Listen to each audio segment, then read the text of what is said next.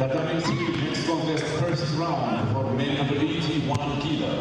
In blue judogi for Portugal, João Fernando.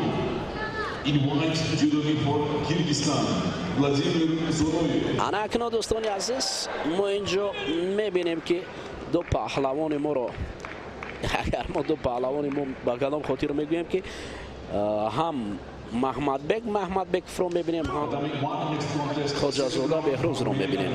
دو پهلوانی که برای ما آشنا هستند.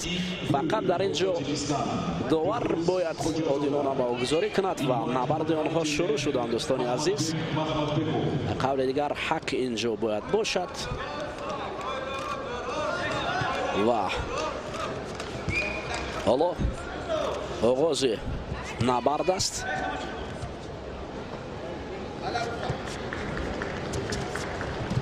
آنها مبارزه دارند.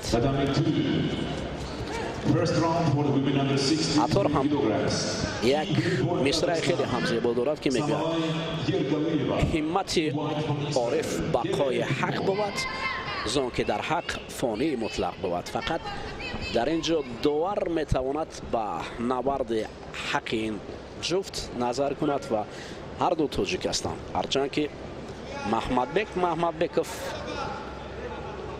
زیر پرچم IJF برآمد میکند ولی آن تاجیک تبار است که در روسیه مشق ورزی میکند. حالا ببینید این جفت مبارزه خوب دارد. خواجه‌زاده بهروز هم بعد از توقف طولانی 2 ساله شاید فعال شود و مبارزه خود را دارد. کار در زمین در پارتر برای محمد بکف بسیار عالی است. او با قول دیگر شاهی پارتر محسوب می شود. اکثرا بردباری های او توسط پارتر است.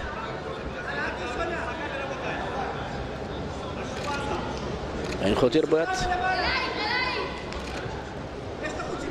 احتیاط کرد.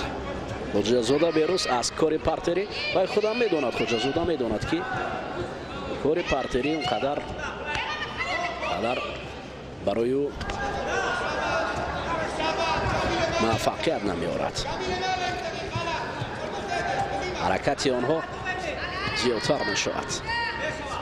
ببینید هر دو از سمت راست و چپ چه بهروز چه محمد بکف مبارزه دارند. تلاش آنها زیادتر می شود. بهروز اما زمین کار کردن برای بهروز اونقدر باید راستا همانای ادامه یابد مبارزه. حالا داور مرکز برای محمد بک اشاره دارد که از جای برخیزد و گشتین ادامه یابد.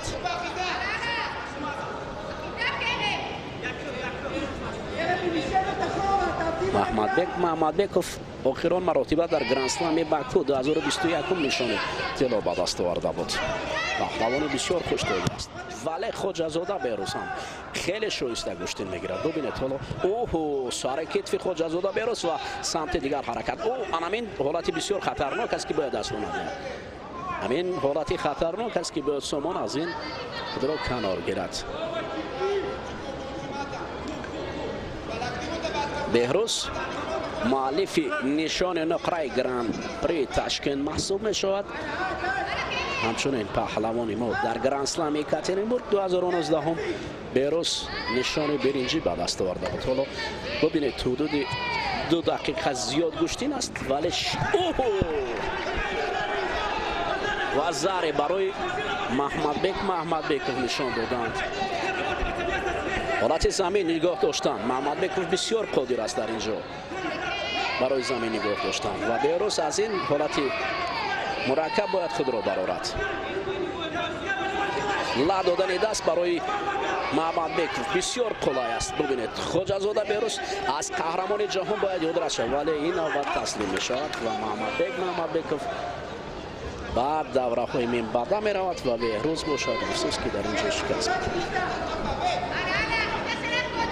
میدونست که در پارتر ما رو بهوده شاهی پارتر محمد بکف رو نخوندیم و مهم است دوستانی عزیز مهم آن است که دو تاجیک میانه هم مبارزه بردند. از باخت خواجه‌زاده بهروز اونقدر علم نیست به خاطر که در مقابل تاجیک تبار مبارزه بود.